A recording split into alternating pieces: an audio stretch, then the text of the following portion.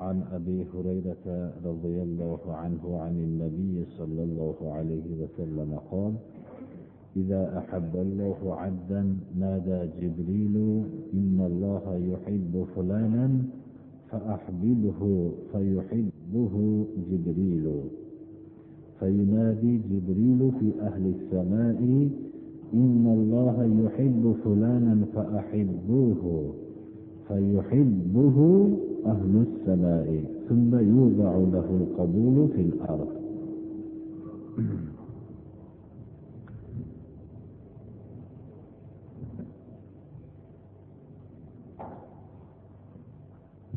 Bu hadis sharif Abu Hurayra radhiyallohu anhudan rivoyat qilinyapti.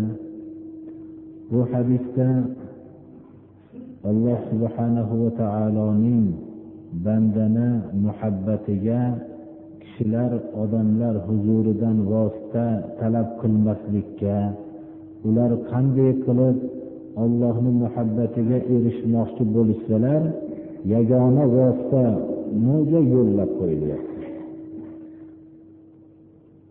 Hadis sharifning qisqacha mazmuni shuki, Alloh taolo bir bandani yaxshi ko'rsa, Jibril alayhissalomga nido qiladiki, nada Jibrila, nada Jibrilu, ya'ni Jibril alayhissalom nido qiladiki, Alloh falonchini yaxshi ko'rdi deb nido qiladi. إذا أحب الله عبدا نادى جبريل إن الله يحب فلانا فأحببه فيحبه جبريل. الله bir bandani yaxshi ko'rsa, Jibril alayhissalomga Alloh nido qiladiki, Alloh falonchini yaxshi ko'rdi, siz ham yaxshi ko'ring deb Jibril alayhissalomga Alloh nido qiladi. Jibril alayhissalom yaxshi ko'radilar. Shundan keyin Jibril alayhissalom koinot ahliga Alloh falonchini yaxshi ko'rdi, sizlar ham yaxshi ko'ringlar deb nido qilganlardan keyin koinotdagi zotlar hammasi yaxshi ko'radi. Va shundan keyin yerda uning odamlar huzurida qabuliyat paydo bo'ladi. Odamlarning ham muhabbati paydo bo'ladi. Mana bu hadis sharifdan bizga ma'lum bo'ladiki, odamlarni agar muhabbatiga sazovor bo'lmoqchi bo'lgan kishi Allohning rizosi uchun harakat qilmoqligi kerak. Allohning rizosini topgandan keyin Alloh uni yaxshi ko'radi-da, keyin odamlar muhabbatiga sazovor bo'ladi.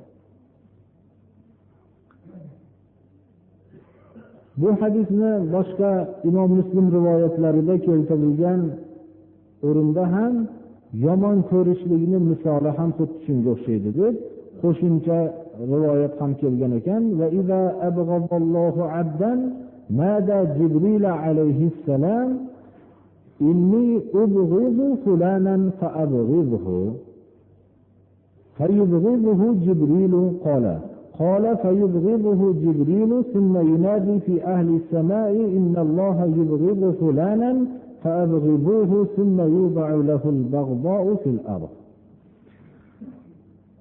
Alloh taolo bir bandani yomon ko'rsa, Jibril alayhissalomga nido qilar ekanki, men falonchi bandani yomon ko'raman, siz ham yomon ko'ring deb buyurar ekan. Jibril alayhissalom yomon ko'rar ekanlar. Shundan keyin koinot ahliga nido qilar ekanlar.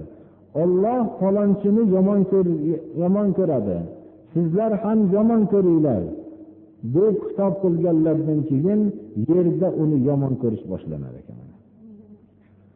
Mana bu hadis shariflardan bizga ma'lum bo'ladiki, bir kishi Allohning muhabbatiga sazovor bo'lmoqchi bo'lsa, odamlarning ko'nglini topishlikka urinmasligi kerak deganligini olmoqimiz kerak. Allohning rizosi qaysi amalda bo'lsa, shu amalni qilishlikka harakat qilsa, Alloh uni yaxshi ko'rgandan keyin yer ahllari uni yaxshi ko'radi. Agar bir kishi odamlarning rizosini topaman deb Allohning rizosini istamasa, Alloh yomon ko'radi-da, uni orqasidan albatta odamlarni yomon ko'rishligi vujudga kelar ekan, birodarlar.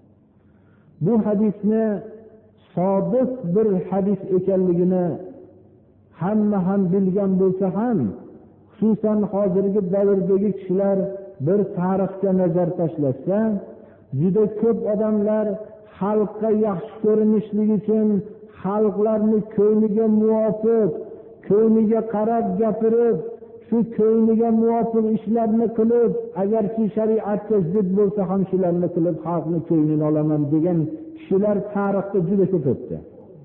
Lekin shularni xalqlar hech ham suymadi. Nima uchun?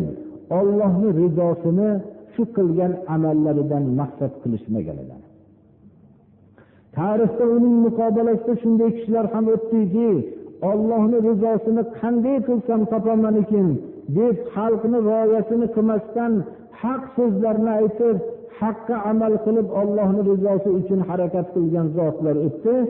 Xalqlar uni yomon ko'rishlikka harakat qilsalar ham uddalolmadilar. Odamlarga shuncha qoralab ko'rsatilgan bo'lsa ham ularni xalqlarning ichida haqiqiy kishilar suyib qoldi. Nima uchun? Alloh ularni yaxshi ko'rgan edi.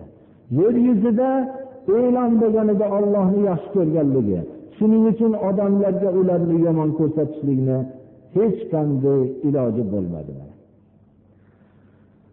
Shu xalqlarga yaxshi ko'rmaman deb qilgan odamlarni shu odamlar o'zi yomon ko'rib qoldiki, bizga haqni ko'rsatmagan ekan shu odamlar deb. Masalan, yoshlik vaqtingizda biror bir kishi sizni haqni aytib, qattiq gapirgan bo'lsa, umrbod shu odam esidan chiqmaydi. Mabodo esiga kelgan vaqtida doim esida Allohning rahmati bo'lsin, biz shu odamni bilmagan ekanmiz, shu odam bizga haqni aytgan ekan deydi. Ana shu odam o'zi yaxshi ko'rib qoladi.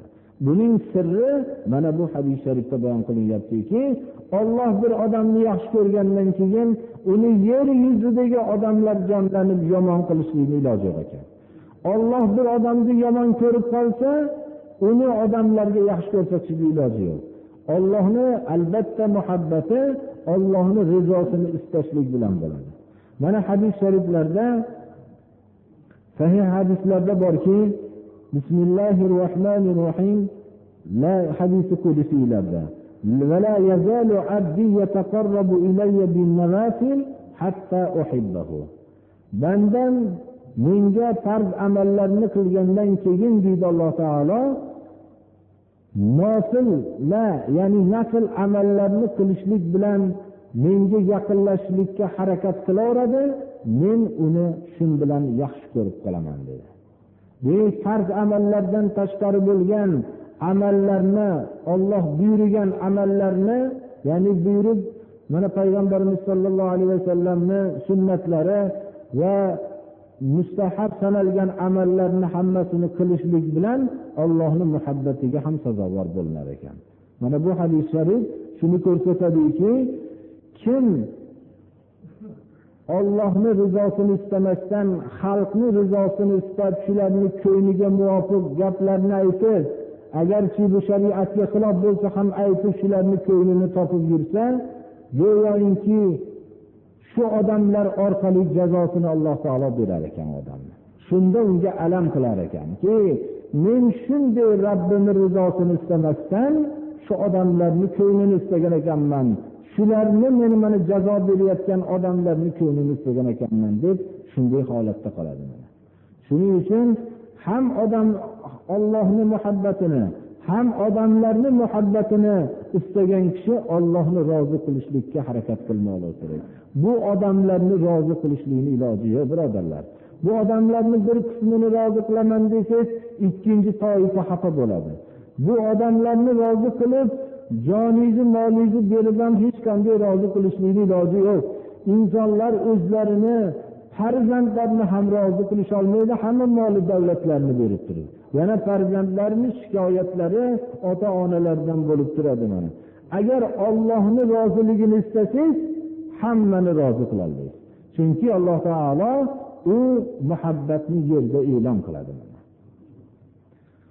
alloh subhanahu va taolo hammamizni ham alloh subhanahu va taolo muhabbat qilishligiga sazovor qilsin. Allohu akbar. Bu birodarimiz alloh taolo Parvardigori bizni ham Allohning muhabbatiga sazovor qilsin. Bir birodarimiz savol beribdilar.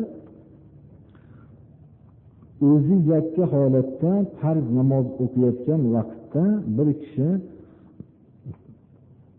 bitta odamni birinchi rakatgami, ikkinchi rakatgami, uchinchi rakatgami, qaysi rakatga bo'lsa ham iqtido qilsa, namoz o'qisa shu durust bo'ladimi deb. Bu kishining ishtibosi shunda bo'lishligi mumkinki, imomlikni niyat qilmagan bo'ladi bittadan o'qiyotganda. Shunda ham iqtido qilsa bo'laveradimi, imomlikni niyat qilmaganda degan savol bor. Bu ba'zilar imomlikni niyat qilishlik shart deganlar. Ba'zi kishilar shunday deyilganki, shu yerda imomlikni kelgandan keyin takbirlarni jahriy aytishlikni boshlasa, shu imomlikni niyat qilgani hisob bo'ladi deb iqtido qilaveradi deyiladi. Imomlikni niyat qilganligini belgisi shu yerda takbir aytib, jahriyatan aytgandan keyin birov iqtido qilgandan keyin shu imomatini qabul qilganligini belgisi bo'ladi. Alloh taolo belgisi bo'ladi. Alloh taolo belgisi